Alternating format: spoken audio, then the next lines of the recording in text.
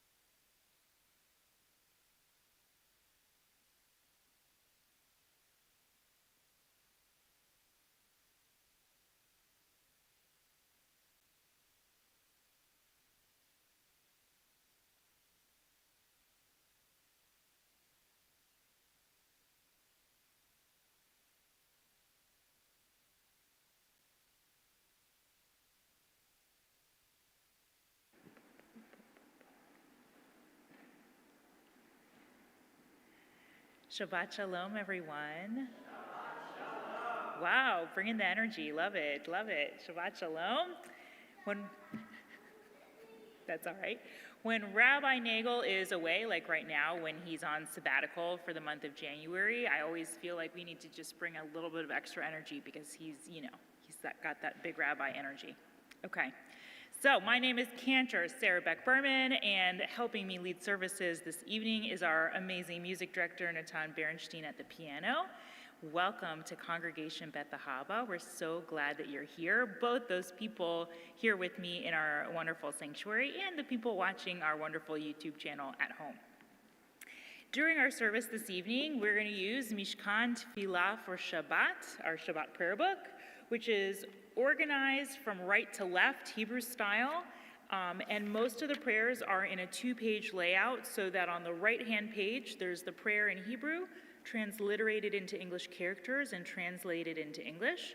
And on the left-hand page, there are alternative readings and poems and prayers on the theme of that prayer. And I'll do my best to announce page numbers as we go through the service this evening, but when in doubt, just turn the page. Our service begins this evening with Shalom Aleichem on page 24. Page 24.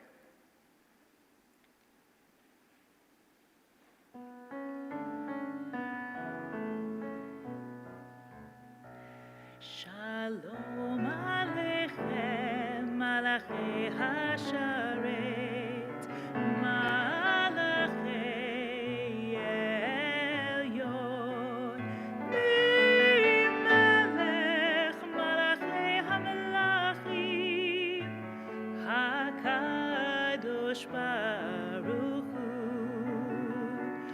Boachem Leshalom, Malachei HaShalom, Malachei Elyon,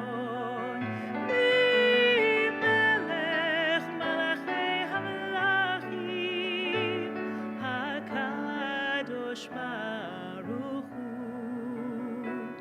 Barchuni Leshalom, Malachei HaShalom, Malachei Elyon, Melech Malachei HaMelachim, HaKadosh Baruch Hu, Tzedchem Leshalom, Malachei HaShalom, Malachei Elyon, Melech Malachei HaMelachim, HaKadosh Baruch Hu, HaKadosh Baruch Hu.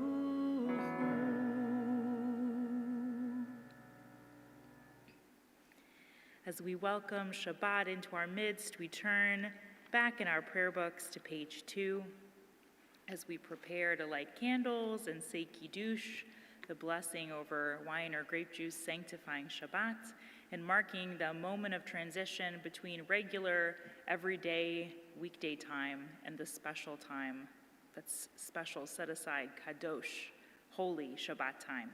So we turn to page 2, and I invite you to vicariously light the candles with me, and then we'll say the blessing.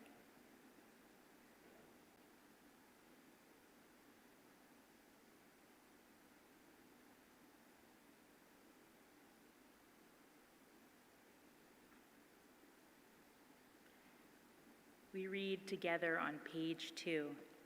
Baruch atah Adonai Eloheinu melech haolam asher kiddushanu b'mitzvotav v'tzivanu lahadlik ner shel Shabbat.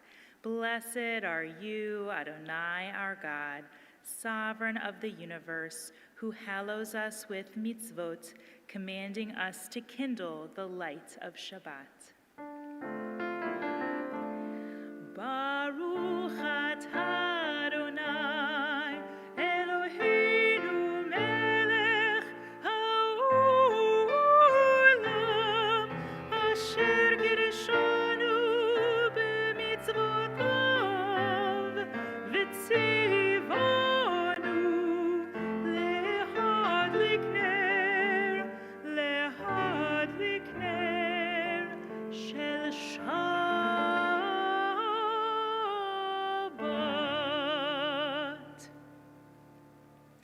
We continue on page 5 with Kiddush. Please join me.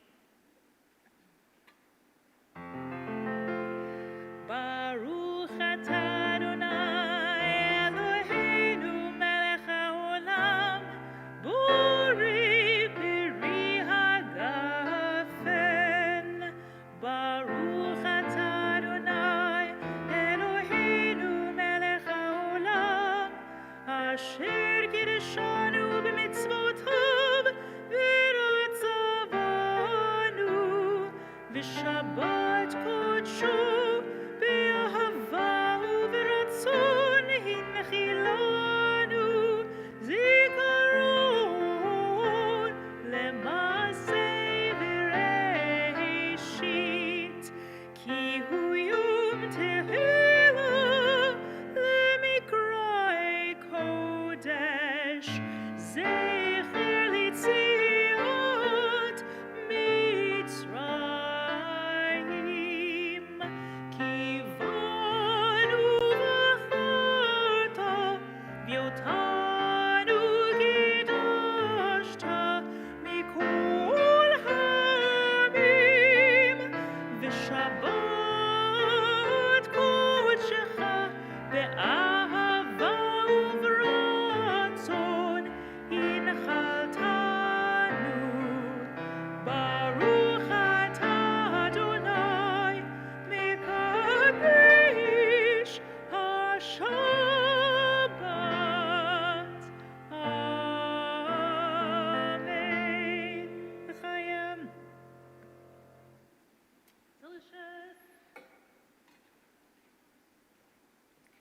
And now that we've welcomed Shabbat into our midst, we turn together to page 28. Page 28, and rise as one community for our call to worship the Baruch.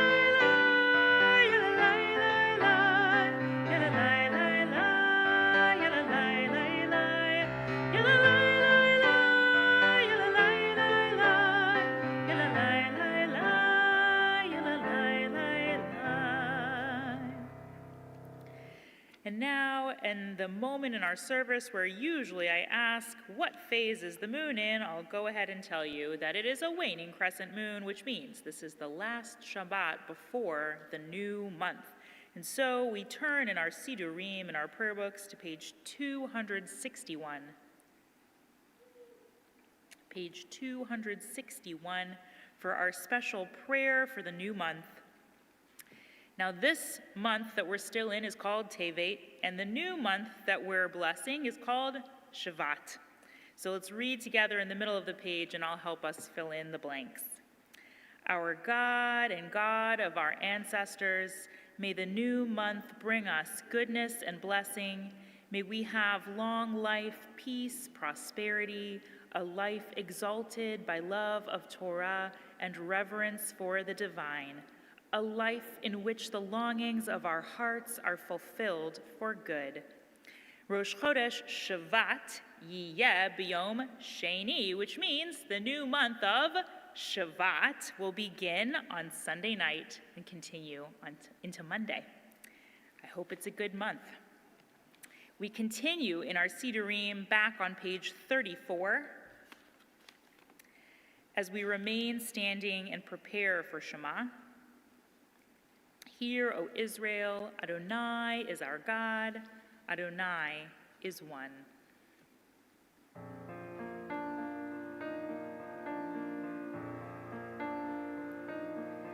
Shema Yisrael, Adonai Eloheinu, Shema Yisrael, Adonai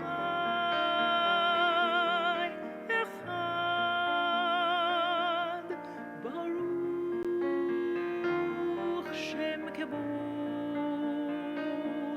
Malchuto Leolam Vaed, Shema Yisrael,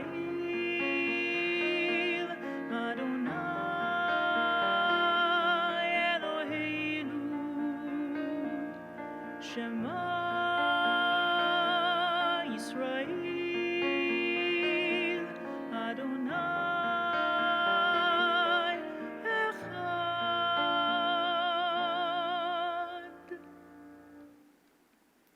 Please be seated. We continue with V'ahavta on page 36. Ve'ahavta et Adonai Elohecha b'chol levavecha uv'chol nafshecha uv'chol meotecha ve'hayu hadvarim ha'ele asher anochi mitzavecha hayom alevavecha v'shinantam levanecha v'dibarta bam b'shivtecha b'veitecha uv'lechtecha v'derech uv'shochbecha uv'kumecha ukshartam leot al yadecha v'hayu letotafot bein einecha uchtavtam al mezuzot beitecha uvisharecha leman tizkeru va'asitem et kol mitzvotai v'hitem kedoshim le'Elohechem ani Adonai Elohechem asher hotzeiti etchem me'eretz Mitzrayim liot lachem le'Elohim ani Adonai Elohechem Adonai Elohechem Emet. We continue on page 41. Page 41, we read together. Sing the song of men and women joined in understanding and respect, the song of God's miracles, an earth protected and cherished, a gift for our children and the generations to come, the song of a land once ravished by war, now quiet and content, her soldiers home to leave no more, the song of a world redeemed, the song of peace. We continue with Mi Chamocha, our song of freedom and redemption, on page 40.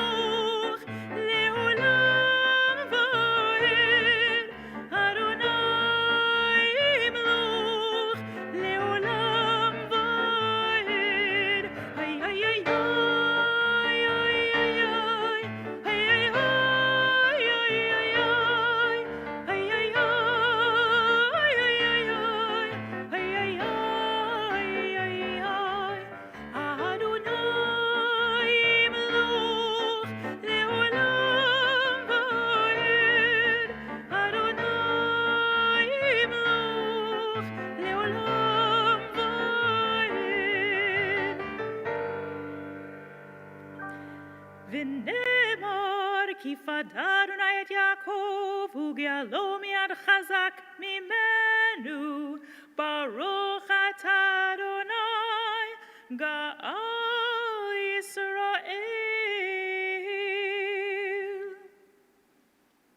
We continue on page 44.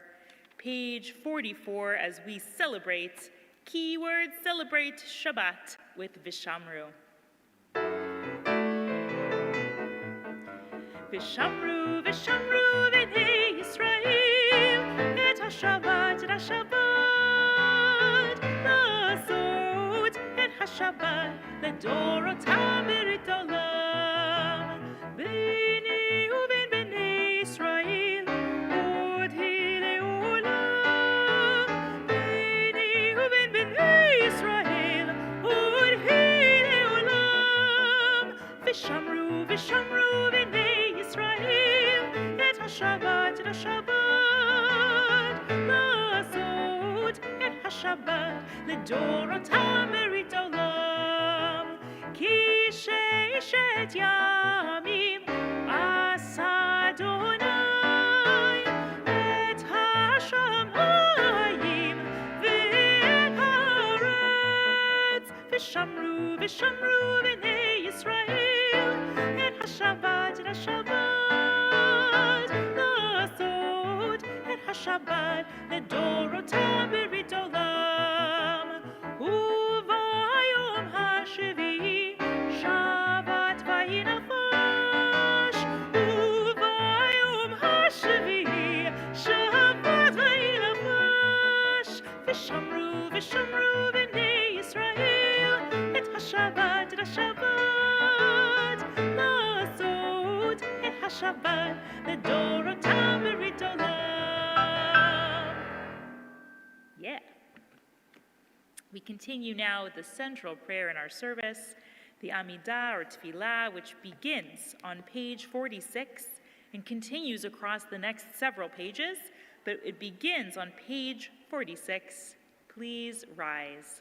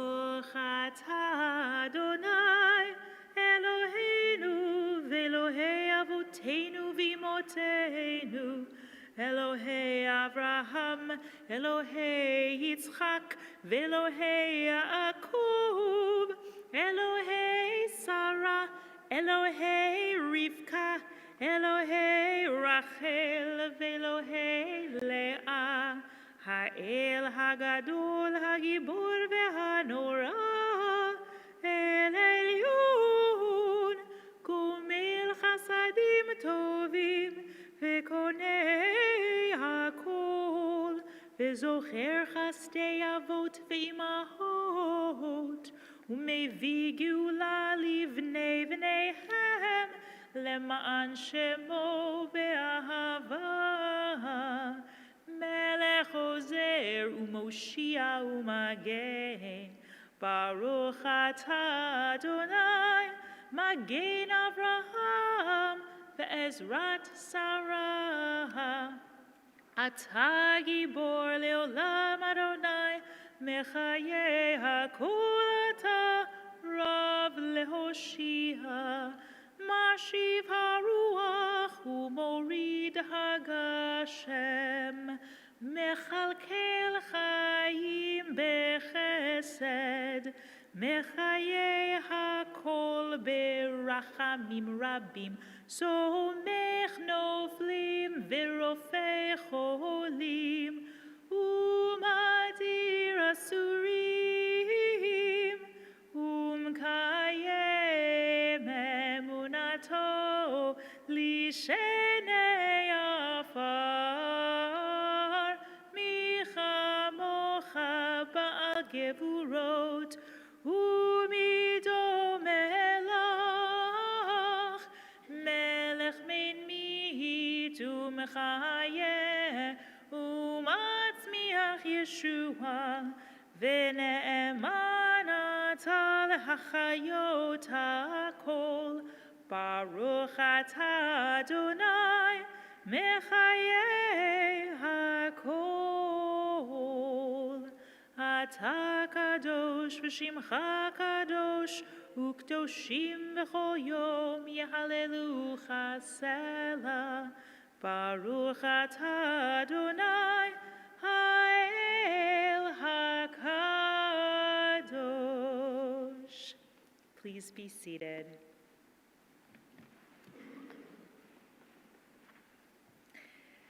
We continue on page 53 at the top of the page as we read the English paragraph. Days pass and the years vanish, and we walk sightless among miracles. God, fill our eyes with seeing and our minds with knowing. Let there be moments when your presence, like lightning, illumines the darkness in which we walk.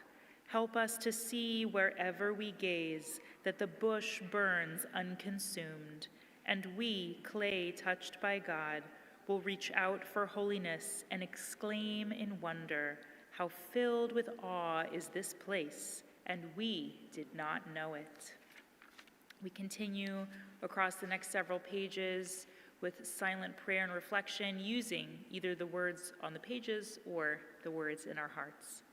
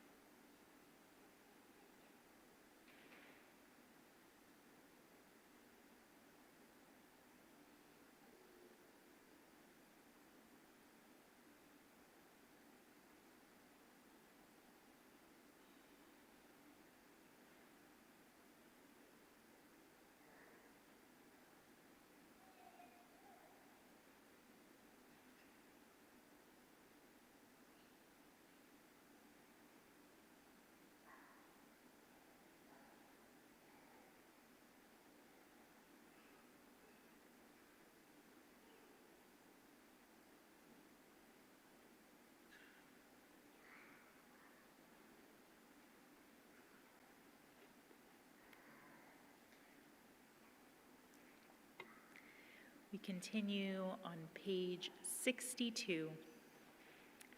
Page 62 at the bottom with our prayer for peace, Oseh Shalom.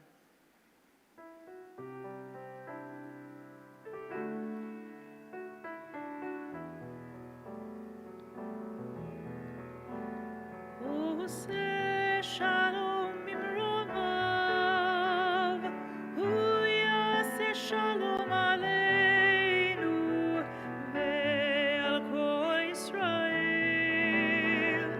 ve'al kol yoshvei tevel ve'imru amen.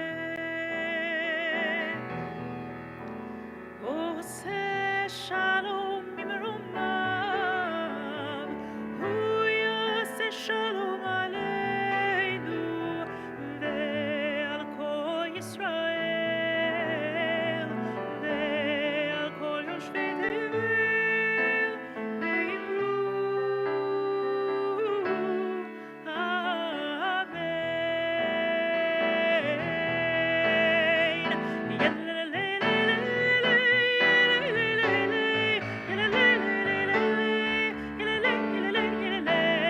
amen.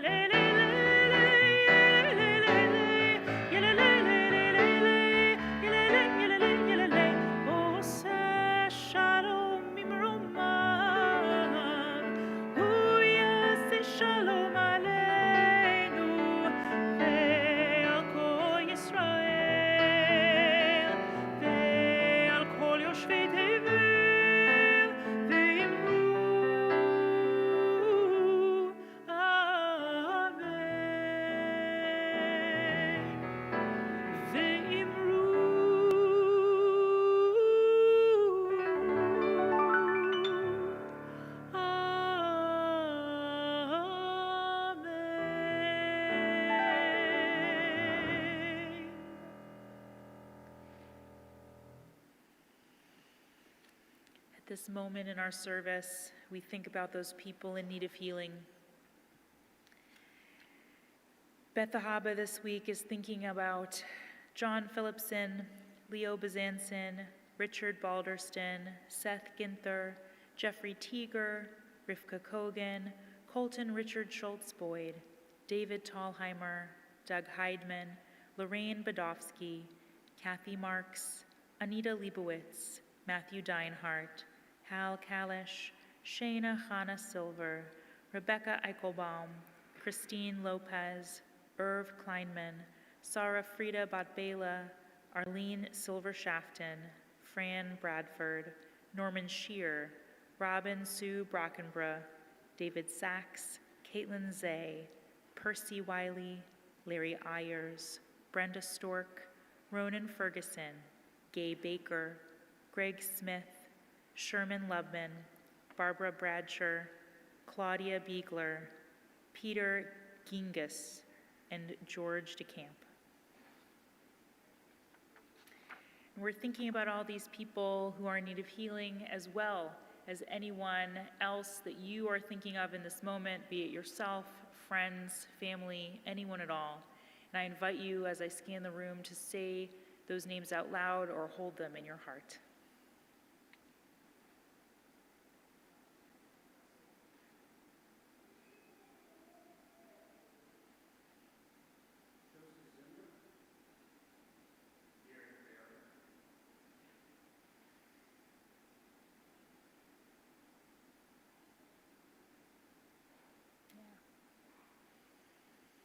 We're thinking about all these people and everyone in the world in need of healing, and our world, which is always in need of some healing.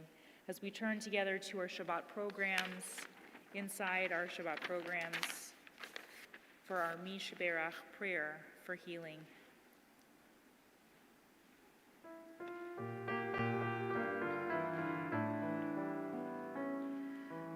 Mi Sheberach Avotenu Abraham, Yitzchak veYaakov, Mi sheberach imotenu, Sarah, Rivka, Leah, Berachil. May the one who blessed our mothers, may the one who blessed our fathers, hear our prayer, hear our prayer, hear our prayer, hear our prayer, and bless us as well. Mi sheberach avotenu, mi sheberach imotenu, hear our prayer, hear our prayer, hear our prayer, hear our prayer, and bless us as well. Hear our prayer, hear our prayer, hear our prayer, hear our prayer, and bless us as well.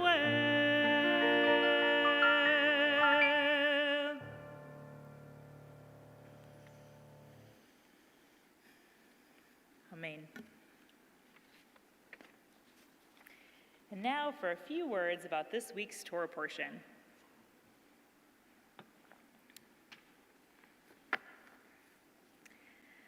This week's Torah portion is called Va'era, not to be confused with Vayera, which is in the book of Genesis. This one is called Va'era, and it's in the book of Exodus. God has recruited Moses for perhaps the hardest Jewish professional role of all time, representing God to both Pharaoh and the Jewish people in Egypt, having to convince Pharaoh to let the people go, and convince the people that they should follow him into the unknown. I'm glad that's not in my portfolio. In last week's portion, Moses' task begins by convincing the Israelite people with the signs that God gave him, turning his staff into the snake, etc. Then Moses goes to Pharaoh. He makes the ask, "Let my people go." Pharaoh, unsurprisingly, is not willing to acknowledge this demand, and instead he makes the Israelite slaves work even harder than before. In this week's portion, as Moses is discussing his mission with God, he says a famous line that he is aral safatayim, literally meaning of uncircumcised lips, which some people interpret as a physical speech impediment. And from the context of the story, it's also possible to interpret it as Moses means he gets tongue-tied and cannot respond adequately in the moment, either to the Israelites who are blaming him for Pharaoh's increased workload, or to Pharaoh who refuses to listen to his message. God reminds Moses that he has his brother Aaron who will help Moses to say the right words. Then we come to the plagues. It is a story of high drama, which I suspect most of you are familiar with to some degree, even just from watching the animated film The Prince of Egypt, still the most faithful adaptation of the Exodus story. The cycle repeats over and over. Moses asks Pharaoh to let the people go. Pharaoh refuses. Moses tells Pharaoh what plague and suffering will occur. The plague happens just as Moses describes it, and then at first, Pharaoh's magicians are able to copy or appear as though they have copied the plague. And Pharaoh uses this as an excuse to ignore the first plague, turning the Nile to blood. The second plague of frogs, however, is when Pharaoh starts to crack. He can ignore the dead fish in the Nile, but frogs in his bedroom is another level. At this point, Pharaoh calls Moses and Aaron back and begs them to stop the plague. But after it ends in piles of dead frogs everywhere, then the Torah says that Pharaoh became stubborn. In the next plague of lice or biting insects, Pharaoh's magicians are not able to replicate it. And they tell Pharaoh, "This is the finger of God." It's an interesting phrase. But Pharaoh's heart hardens, and he would not listen to them. And so it proceeds. After the next plague, the swarms of insects, Pharaoh reluctantly agrees to let the people go on a 3-day trip into the wilderness to sacrifice to God. Moses prays for the plague to end, and it does. But Pharaoh stubbornly changes his mind and takes back his agreement. He does not let the people go. We all know where this is headed. Bit by bit, plague by plague, the entire infrastructure of Egypt is destroyed. The water for their complex agricultural system turns to blood. Dead fish and frogs lie around decaying, with swarms of insects gathering. Disease spreads among their livestock. Boils and inflammation break out among all Pharaoh's people, as well as the remaining animals. Hail destroys crops in their fields. And finally, in next week's portion, locusts finish off the crops, darkness terrifies, and then the death of every firstborn in Egypt except one, Pharaoh himself. Who are these plagues for? Are they for Pharaoh, the man who's supposedly the one in charge in Egypt, the one in a position to let the people go? Are the plagues for the people of Israel to understand the miraculous nature of their rescue? Are the plagues for the rest of the Egyptian people so that they can see that Pharaoh really didn't have a choice in the end? Are the plagues for us? This is a story, after all, and it is our story, as told and retold over the course of thousands of years. So who are we telling this story to when we read it every year? What does the story mean? There are, of course, the many points of storytelling drama, the miracles and the wonders, hammering home the idea of God's might and the supremacy of the Israelite God over that of Pharaoh or any of his gods. The imagery is undeniably epic. Many different Hollywood movies have been made just in our own lifetime depicting these stories. But who's the audience of the Torah? And what is it that we're saying when we retell the story?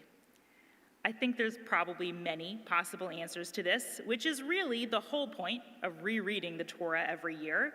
As Rabbi Nagel always says, the words of the Torah don't change, but we do.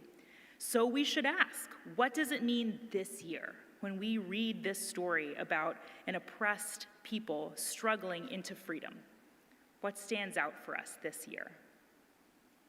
One perspective that I particularly like is to take the story of the people of Israel and re-examine it on an individual level. This is the story of the people, but what if it's also my story? The story of me. Meaning, how can we relate, or what can we learn from each of the characters in the story? When have we been Moses in our own story? When have we been brave and faced down our mistakes like Moses did by returning to Egypt when he could have faced punishment for killing the overseer those many years before? When have we taken on new responsibilities or new challenges despite major imposter syndrome, like Moses' fear about his difficulty with speaking? When have we tried to be the voice of reason in a room of screaming people, as Moses has over and over, until sometimes even he loses his temper? Or when have we been Aaron in our story? Easy to overlook, always standing in the shadow of his younger brother, Aaron never really gets to say what he thinks or make big decisions in this part of the story, even though one might argue that he could be a better choice of leader since he is able to speak better and Moses needs his help. Yet Aaron never tries to undercut Moses or turn the spotlight onto himself. He's content with his role and he lives into it the best that he can. When have we been like Aaron? Or when have we failed to be like Aaron at times when that approach would have served us better? When have we been like the Israelites in our story?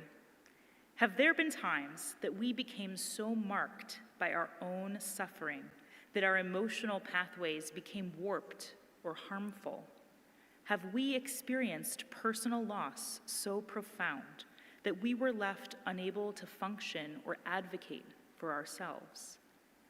What about an abusive job that we just couldn't quit, or an unhealthy family dynamic that we couldn't improve nor convince ourselves to leave? And if we have not experienced those things ourselves, have we known anyone else in that position? Were we sympathetic at first, but then eventually sitting in judgment inside our own minds, thinking surely enough time has passed that they should be able to pull themselves together?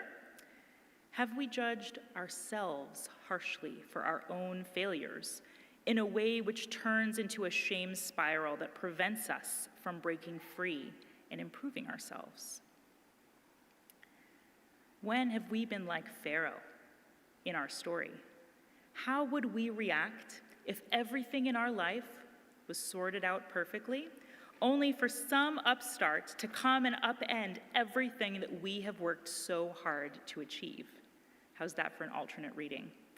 Have we seen incidents in our own lives where we learned that we caused harm to others, but our first instinct was to deny?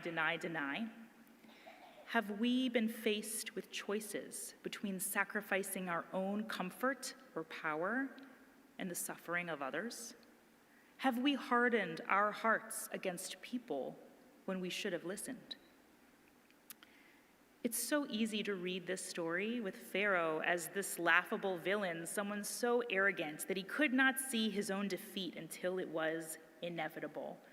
But when we read this story every year, we are Moses, we are Aaron, we are the Israelite slaves, and we are also Pharaoh. The story is not, as it says elsewhere in Deuteronomy, beyond reach up in the heavens or over the sea, that we should say, who among us can bring it back for us to understand and act on it? No, this story is very close to you, in your mouth and in your heart to understand and to act on. It is nice to compare ourselves to the heroes, and it is, of course, a good thing to acknowledge our successes, but we have to be honest about our failings and shortcomings too. We are also Pharaoh. When we choose to use technology that requires an unsustainable amount of energy, or become dependent on items that are cheaply made disposable and wasteful, we prioritize our own comfort over that of every single person who ever lives after us. When we refuse to try to understand the point of view of people we disagree with, and instead frame them as evil or stupid. We prioritize our own sense of self-righteousness over the possibility of building bridges of understanding.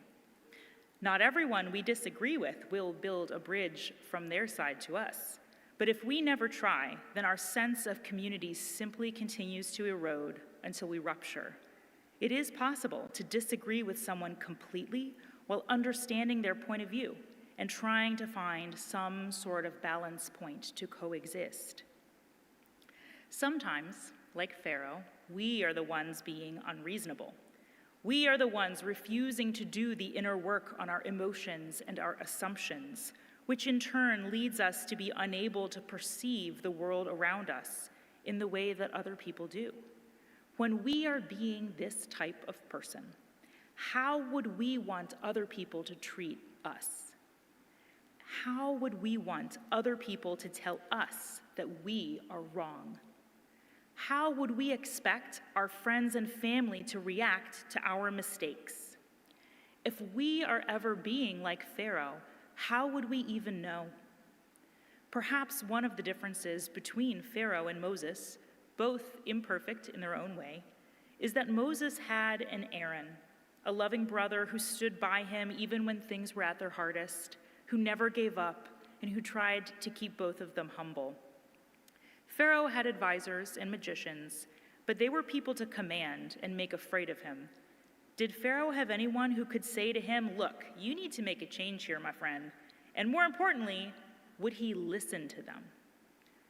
I hope that this week's portion inspires all of us to ask these and many more questions in our quest to understand ourselves and others as honestly as possible. May we all be blessed with someone in our lives who can help us see when we make a mistake, not to feel guilty or shame, but to do better and to be better. Shabbat Shalom.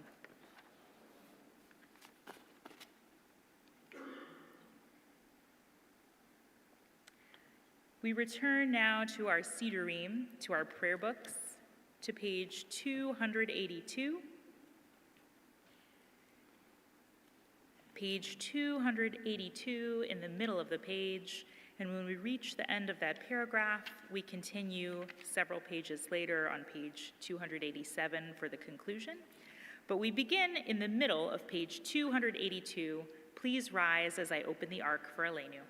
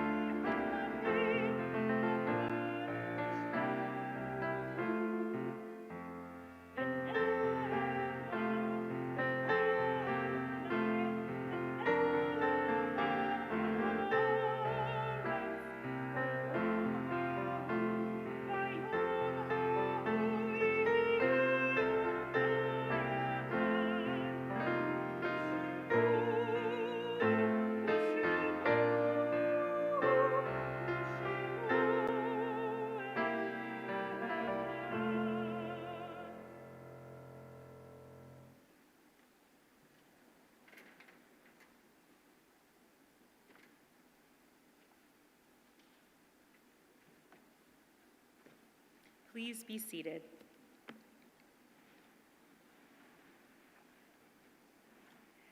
We continue on page 294, as at this moment in our service, we think of those people we've loved and lost. Here at Congregation Beth Ahabah, we mourn the recent passings of Meryl Fulmer, Neil Gleiberman, Francis Lewis, and Linda Straukler.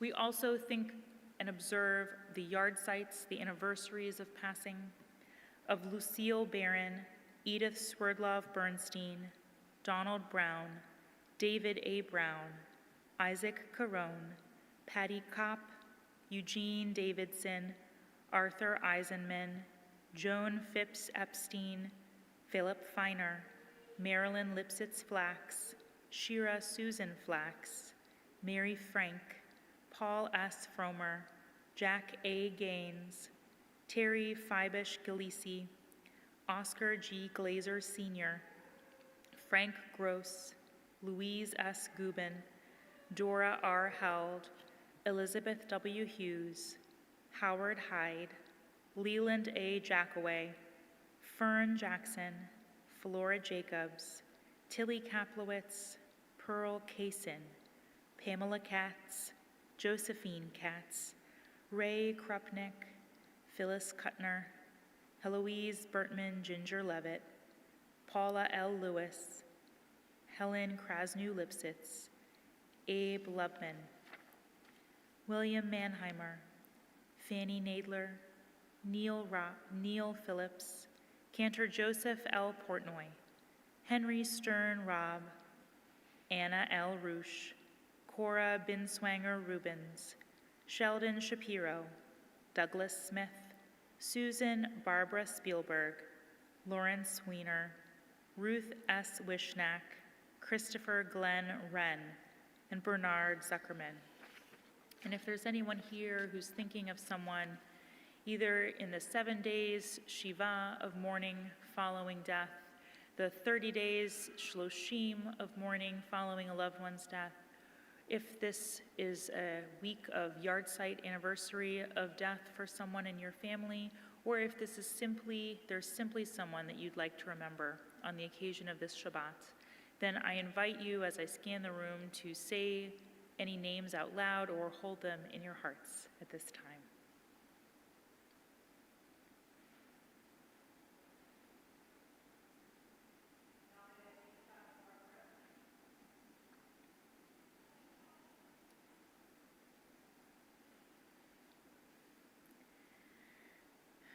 We think of all these people whom we're remembering, and we also think of those people who have no one to say Kaddish for them. As we turn together to page 294, and I ask those in mourning to please rise, those observing a yard site to please rise, and as is our custom here at Beth Ahabah, the entire congregation to please rise in support of one another as we recite the Mourner's Kaddish together. Yitkadal v'yitkadash shemei Rabbah, v'alma divra chirutei v'amlich malchutei, v'chayechon uvyomechon uv'chayei dechol beit Yisrael, ba'agala uv'izman kariv v'imru. Amen. Yehei shemei Rabbah mevarach li'alam u'lalmei almaya. Yitbarach v'yishtabach v'yitpa'ar v'yitromam v'yitnaseh v'yithadar v'yit'aleh v'yithalal shemed kudesha berichu le'ela min kol birchata v'shirata tushbechata v'nechemata da'amiran bi'alma v'imru. Amen. Yehei shalama rabba min shemaya v'chayim aleinu v'al kol Yisrael v'imru. Amen. Oseh shalom bimromav, hu ya'aseh shalom aleinu v'al kol Yisrael v'imru. Amen. Yehi zichronam livracha. May their memories be a blessing. And let us say, Amen. Please be seated.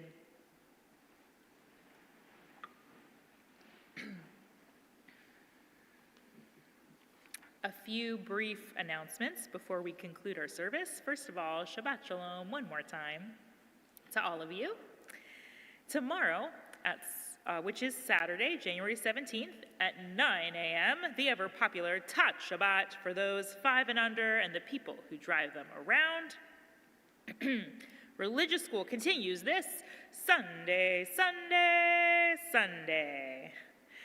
This Monday night, Beit Midrash classes continue, and the topic of this week's Beth Ahabah Museum and Archives lecture series is The Dead Sea Scrolls and the People of Qumran by Dr. Zandy Frisch of George Mason University, who will be here to deliver that address.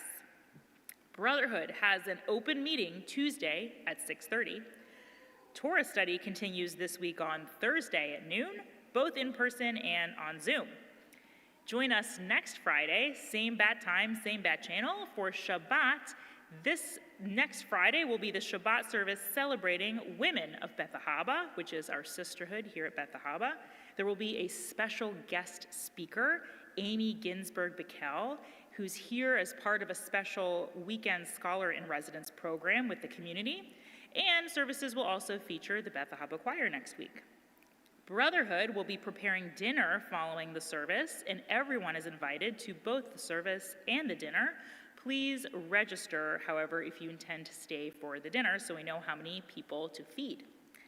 Next Sunday, the 25th, that Scholar in Residence program continues as Amy Bickel Ginsberg will present The Magic of Theo Bickel, a centennial celebration at the Weinstein JCC at 4 p.m.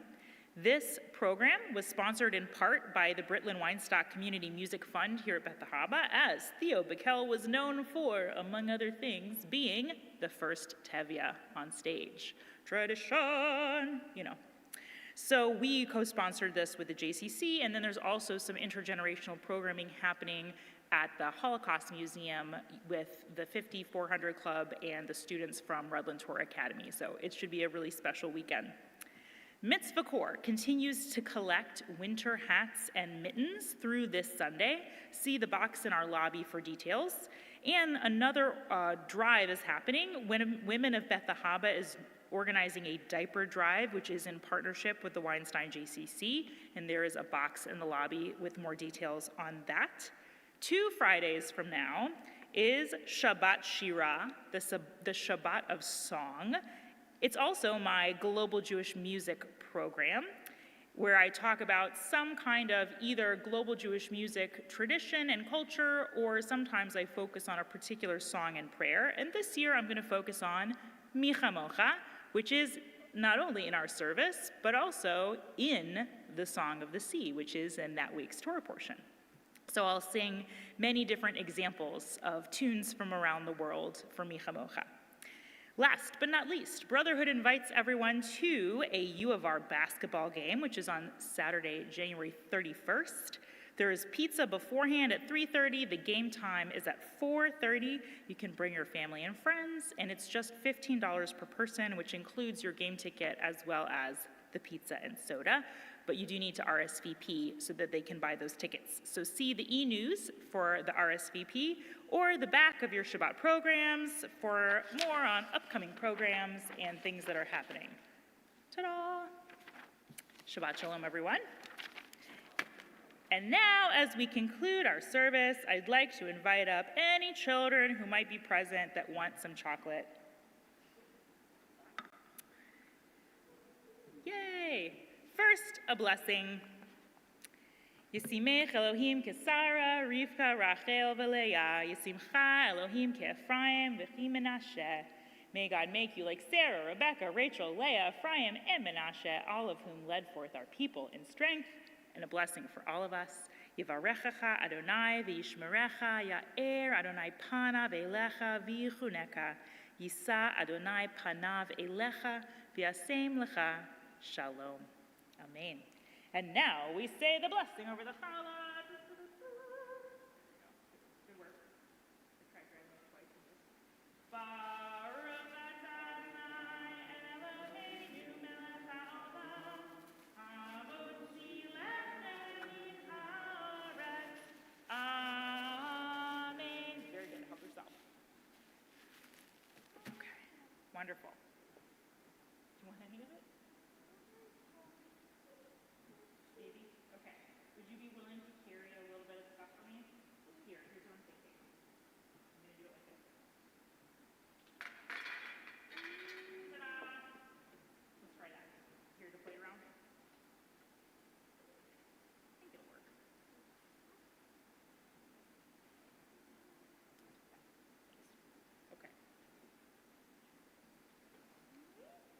right, so while Hadley, don't worry about it, while Hadley's bringing stuff out to everybody, we are turning in our book to page 330.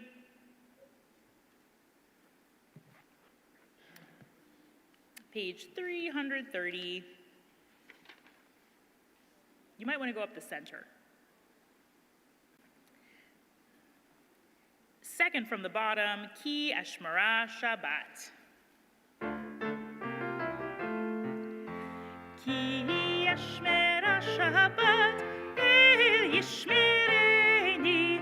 Ki Eshmara Shabbat El Yishmereni. Oti liol me'ad beno veni. Oti liol me'ad beno veni. Ki Eshmera Shabbat El Yishmereni. Ki Eshmera Shabbat El Yishmereni. Oti liol me'ad beno veni. Oti liol me'ad beno veni. Ki Eshmera Shabbat El Yishmereni. Ki Eshmera Shabbat El Yishmereni. Oti liol me'ad beno veni. Oti liol me'ad beno veni. May we all be blessed this Shabbat with health, with strength, and with peace. Amen. And Shabbat Shalom, everyone.